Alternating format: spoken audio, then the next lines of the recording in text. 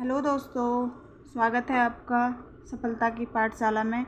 आप सभी को राधे राधे।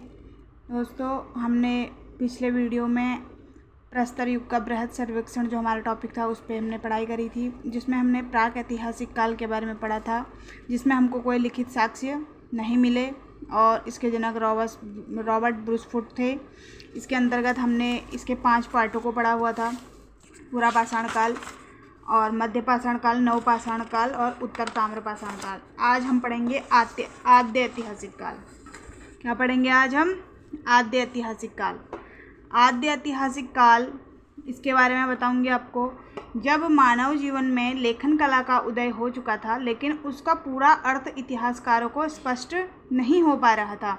जब मानव जीवन में क्या हो गया था? लेखन कला का उदय हो चुका था। लिखने की कला तो समझ में करने लग गए थे, लेकिन उस को क्या कर रहे थे? इतिहासकार जो है उसको पढ़ नहीं पा रहे थे। उस काल को आद्य ऐतिहासिक काल कहा जाता है। उस काल की भाषा को हम अभी तक जो उस टाइम पर पढ़ा नहीं गया था। तो इसकी विशेषताएं क्या हैं दोस्तों? आगे देखते हैं। कृषि और पशुपालन का विकास इसमें हुआ था। धातुओं, तांबा और कांस्य का उपयोग, जो धातुएं थी उसमें तांबा और कांस्य मुख्य था, इनका उपयोग होने लग गया था। नगर जीवन की शुरुआत हो गई थी और यह शहरी सभ्यता थी।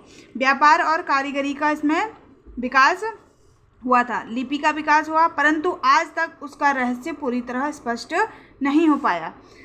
इसके बाद है प्रमुख स्थल। जो आद्य ऐतिहासिक काल है, इसके मुख्य रूप से कौन कौन से स्थल हैं? सिंधु घाटी, हड़प्पा सभ्यता के नगरों और अन्य स्थलों का इसमें अध्ययन किया गया है। मुख्य तौर पर इसमें सिंधु घाटी और हड़प्पा सभ्यता ये मुख्य नगर, उसके बाद अन्य प्रमुख स्थलों का भी इसमें अध्ययन किया गया, जिसमें कुछ स्थल मैंने यहाँ पे नोट किए हुए हैं: हड़प्पा, मोहनजोदड़ो, धौलावीरा, कालीबंगन, राखीगढ़ी, चनूदड़ो और लोथल। देखिए दोस्तों, ये तो हमने शॉर्ट में लिखा हुआ है। अब हम आगे इनके बारे में डिटेल में जानेंगे। जो हम आज पढ़ेंगे सिंधु घाटी सभ्यता, या जिसको हड़प्पा सभ्यता भी कहा जाता है। चलिए देखते हैं। हड़प्पा सभ्यता, इंडस वैली सिविलाइजेशन। सिंधु घाटी सभ्यता इसको कहा जाता है। हड़प्पा सभ्यता, सिंधु घाटी सभ्यता एक ही है। इसको हड़प्पा सभ्यता भी कहते हैं, सिंधु घाटी सभ्यता भी कहते हैं। इसका आकार जो है वो त्रिभुजाकार है। इसका काल लगभग 2500 ईस्वी पूर्व से 1750 ईस्वी पूर्व माना जाता है। यह विश्व की सबसे प्राचीन शहरी सभ्यताओं में से एक है। कौन सी? सबसे प्राचीन और शहरी सभ्यता। प्राचीन भी है और शहरी है, उनमें से एक है। इसकी खोज 1921 में दयाराम साहनी ने की। किसने की? दयाराम साहनी ने। कब की? 1921 में। इसकी जानकारी सर्वप्रथम चार्ल्स मेसन ने दी। इसको नाम जो है जॉन मार्शल ने दिया। इसका सर्वेक्षण जेम्स कनिंघम ने किया। ये सब आपको याद रखने हैं कि इसकी खोज दयाराम साहनी ने की, इसकी जानकारी सर्वप्रथम चार्ल्स मेसन ने दी, इसका नामकरण जॉन मार्शल ने किया, इसका सर्वेक्षण जेम्स कनिंघम ने किया। यह लगभग 12,99,600 वर्ग किलोमीटर में फैला है। कितना? 12,99,600 वर्ग किलोमीटर में। ठीक है। सिंधु सभ्यता के आसपास जो शहर थे वो क्या थे? नदियों के किनारे बसे थे। कहाँ बसे थे? वो नदियों के किनारे बसे हुए थे सारे शहर, और वो जो नदियाँ थी वो सिंधु नदी में आकर मिलती थी, इसलिए इसे सिंधु सभ्यता कहा जाता है। इस सभ्यता का निर्माण द्रविड़ लोगों ने इस सभ्यता के निर्माता द्रविड़ लोग थे। ये किसने कहा? आर.डी. बनर्जी ने। किसने कहा? आर.डी. बनर्जी ने कहा कि जो सिंधु सभ्यता है उसके निर्माता द्रविड़ लोग को माना जाता है। नेक्स्ट, इसमें इसका विस्तार कहाँ से कहाँ था ये जानेंगे। पूर्वी शहर इसका आलमगीरपुर उत्तर प्रदेश में है, हिंडन नदी के किनारे। पश्चिमी शहर इसका सुदका-गंडोर बलूचिस्तान में, दास्क नदी के किनारे। उत्तरी शहर इसका मांदा या मांडा कश्मीर, चिनाब नदी के किनारे उत्तर में। और दक्षिणी शहर इसका दैमाबाद महाराष्ट्र, जो गोदावरी या प्रवरा नदी के किनारे तक फैला हुआ। नेक्स्ट हमारा नोट क्या है? सिंधु सभ्यता से प्राप्त परिपक्व अवस्था वाले स्थलों में केवल 6 नगरों को ही बड़े नगर की संज्ञा दी गई है।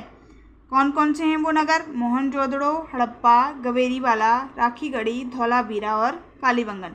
ये सिंधु सभ्यता से प्राप्त जो परिपक्व अवस्था वाले स्थल हैं, मतलब जिनको परिपक्व माना गया है, उनको ये 6 नगर ही ऐसे हैं जिनको बड़े नगर की इसमें से संज्ञा दी गई है। अब आगे बढ़ते हैं। आगे हमें इसमें जानकारी मिलती है हड़प्पा सभ्यता से हमें कौन कौन से प्रमाण मिले। अब हमें इनके प्रमाण पढ़ने हैं। जो है श्रमिक आवास, कुम्हार की चाक, अन्नागार, मूर्ति जो थी मातृ देवी की, ओखली मिली हमको वहाँ से, ताबूत मिला, हाथी की खोपड़ी मिली और स्वास्तिक चिन्ह भी मिला। और यहाँ की प्रमुख फसलें क्या थी? गेहूँ और जौ। ये याद रखने वाली चीज़ है दोस्तों। इसमें क्वेश्चन पूछा जाता है कि हड़प्पा सभ्यता से हमें क्या क्या प्रमाण मिले। कुम्हार की चाक हमको कहाँ से मिली? हड़प्पा से मिली। अन्नागार कहाँ से मिला? हड़प्पा से मिला। मातृ देवी की मूर्ति कहाँ से मिली? हड़प्पा से मिली। ओखली का प्रमाण कहाँ से मिला? हड़प्पा से मिला। ताबूत कहाँ मिला? हड़प्पा से मिला। तो इस तरीके से याद रखने के लिए बनाई गई हैं। उसके बाद स्वतंत्रता प्राप्ति के बाद हड़प्पा संस्कृति के सर्वाधिक स्थल गुजरात में खोजे गए हैं। जब स्वतंत्रता के प्राप्ति के बाद भी जब खुदाई हुई तो सबसे अधिक स्थल कहाँ मिले हैं हमको? गुजरात में मिले हैं। ये दोस्तों मैंने एक मैपिंग बनाई है इस हड़प्पा सभ्यता को समझने के लिए। ये है भारत का मैप, जो आधा पार्ट मैंने इधर पश्चिम का पार्ट बना रखा है। और इसमें ये देखिए आप, ये है नॉर्थ, यह है साउथ, यह है ईस्ट, यह है वेस्ट। तो इसकी जो ईस्ट टू वेस्ट इसका क्षेत्रफल है जो ये फैला हुआ है, ये है 1600 किलोमीटर। और नॉर्थ टू साउथ जो है ये है 1400 किलोमीटर में। अब देखते हैं इसका नॉर्थ वाला क्षेत्र जो कहाँ तक फैला था? मांडा जम्मू कश्मीर यहाँ तक। साउथ वाला दैमाबाद महाराष्ट्र ये हो गया। और पूर्व वाला आलमगीरपुर उत्तर प्रदेश ये हो गया। और ये पश्चिम वाला सुतका गंडोर जो है बलूचिस्तान जो पाक में है, यहाँ तक ये फैला हुआ था। रावी नदी के किनारे यह सभ्यता थी। कौन सी नदी? हड़प्पा सभ्यता कौन सी नदी के किनारे स्थित? रावी नदी। सबसे पहले हड़प्पा स्थल की खोज हुई तो इसे हड़प्पा सभ्यता कहा गया। हड़प्पा सभ्यता क्यों कहा जाता है इसको? क्योंकि सबसे पहले जो हड़प्पा नामक स्थल था उसकी खोज हुई इसके अंतर्गत, तो इसको क्या कहा गया? हड़प्पा सभ्यता कहा गया। तो दोस्तों आज के वीडियो में आपको ये जानकारी दी हड़प्पा सभ्यता, उसका विस्तार, वहाँ से हमको क्या क्या वो मिले, साक्ष्य मिले, खोजकर्ताओं को क्या वहाँ की फसल थी, कैसे उनकी संस्कृति थी, कैसे उनका जीवन यापन था, नगरीय था या ग्रामीण था, शहरी था या किस तरीके से उन्होंने वहाँ पे अपना जीवन यापन उनका था, और क्या क्या इसका कितना इसका क्षेत्रफल है, किसने खोज की, किसने इसकी जानकारी दी, किसने इसका नामकरण किया, किसने इसका सर्वेक्षण किया। ये अलग अलग चीज़ें हैं। इसका आकार सबसे इम्पोर्टेंट ये त्रिभुजाकार था। तो ये हमने इस वीडियो में, इस क्लास में हमने ये पढ़ा। अगर आपको अच्छा लगे तो लाइक शेयर सब्सक्राइब ज़रूर करना, कमेंट करना, जहाँ पे कमी होगी उसको सुधारने के लिए ज़रूर बोलना, ज़रूर बताना। आज के लिए बस इतना ही। मिलते हैं नेक्स्ट वीडियो में, तब तक के लिए bye bye and take care.